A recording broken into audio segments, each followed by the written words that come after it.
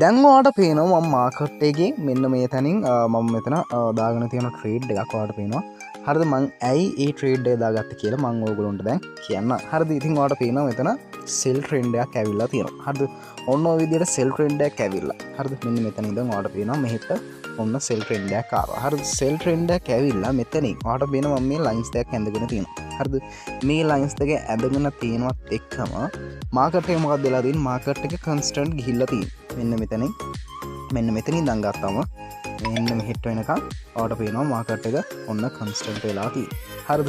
ඉතින් ඔන්න ওই විදිහට හරිද මම මේ ලයින්ස් එක දාගත්තා. ඉතින් මේ මාකට් එක මේ ලයින්ස් දෙක අස්සේන වට ගිහිල්ලා තියෙන්නේ. මේ ඔයාලට පේනවා මේ ලයින්ස් දෙක අස්සේ තමයි මේ විදිහට යන්නේ. හරිද?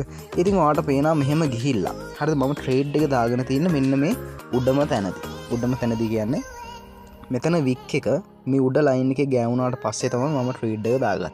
එතන මම තේරුම් ගත්තා ට්‍රේඩ් එක එතනින් දාගත්තට පස්සේ මොකද්ද මාකට් එක සෙල් වෙන්න යන්නේ කියලා. ඇයි සෙල් වෙන්නේ? මෙන්න මේ විදිහට ඔයාලට පේනවා මෙන්න මෙතනනොත් වික් එක මෙතනින් හැදුනාට පස්සේ මොකක්ද වෙලා තියෙන්නේ මාකට් එක සෙල් වෙලා.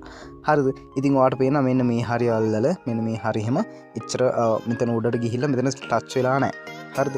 මෙතනින් හරිද මෙතනින් ඔයාලට පේනවා මෙතන වික් එක ගෑවිලා තියෙනවා. හරිද? මෙතන වික් එක ගෑවුන ගමන් මට තේරුම් යනවා මොකද්ද මාකට් එක ඔන්න පල්හැට යන්නේ කියලා. හරිද? ඉතින් ඔයාලට පේනවා ඊට පස්සේ මම මෙතන ටයිම් එක දාගෙන තියෙන්නේ ට්‍රේඩ් ටයිම් එක 5 මිනිත් දාගෙන තියෙන්නේ. 5 මිනිත් ට්‍රේඩ් එක තමයි මේ විදිහට ක්ලෝස් වෙන්න යන්නේ. ඉතින් අපි බලමු ප්‍රොෆිට් වේද කියලා. ඉතින් ප්‍රොෆිට් මට්ටමේ තමයි තාම තියෙන්නේ. ඔයාලට පේනවා මාකට් එක හෙමින් මම ට්‍රේඩ් එක දාපු තැන ඉඳන් මාකට් එක ඔන්න මේ විදිහට පල්ලෙහාට යනවා.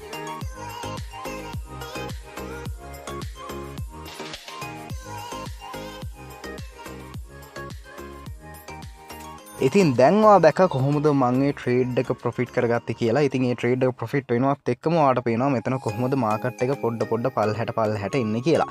හරිද? ඉතින් මේ විදිහට ඔයාලට මේ ස්ට්‍රැටජි එක පාවිච්චි කරන්න පුළුවන්. ඉතින් මේ විදිහට කන්ස්ටන්ට් යන මාකට් එක. හරිද? මේ විදිහට ඔයාලට පේනවා මාකට් එක ඩවුන් වෙලා මෙන්න මේ විදිහට කන්ස්ටන්ට්. හරිද? කන්ස්ටන්ට් යන්නේ කොහොමද? මෙන්න මේ හරියෙන් ඔයාලට පේනවා වික් දෙකම හරිද? වික් දෙකක්. හරිද? තැන් දෙකකින් වික් දෙකක් මෙන්න මේ විදිහට මේ ලයින් එක ටච් කරන්න ඕන. අන්න ඒ වගේ වෙලාවකදී තමයි තමන් තේරුම් ගන්න ඕන මේ මාකට් එක කොයි පැත්තටද යන්නේ කියලා. හරිද? බැරි වෙලාවත්. හරිද? බැරි වෙලාවත් දැන් හිතන්නකෝ මේ පල්ලෙහ කියලා. මෙන්න මේ පල්ලෙහ. හරිද? මේ පල්ලෙහ කියන්නේ දැන් මං මේ ලයින් එක පොඩ්ඩක් පල්ලෙහාට ගන්නවා. හරිද?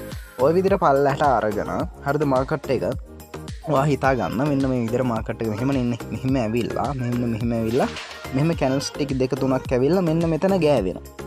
මෙන්න මෙතන ගෑවෙනවා කියන්නේ මෙතන කන්ස්ටන්ට් මාකට් එක තමයි මේ යන්නේ. හරිද? කිසිම ට්‍රෙන්ඩ් එකක් නැති මාකට් එක තමයි මෙතන යන්නේ. එතකොට මාකට් එක මෙතනින් අපිට හිතා ගන්න පුළුවන් මාකට් එක අප් වෙන්න යන්නේ කියලා. අන්න ඒ විදිහට ඔයාලට පුළුවන් මෙතන ගෑවුන ගමන් ට්‍රේඩ් එකක් මෙතනින් දාගන්න. ඉතින් ඒ විදිහට ඔයාලට පුළුවන් මේ විදිහට සක්සස්ෆුලි ට්‍රේඩ් එකක් ප්‍රොෆිට් කරගන්න.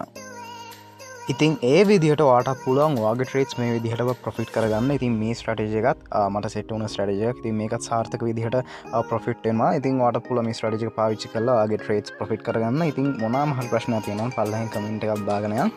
ඉතින් මේ වීඩියෝ එක ඔයාලට තේරෙන්නේ නැති කියලා හිතෙනවා. එහෙනම් අපි තවත් වීඩියෝ එකකින් හමු වෙමු.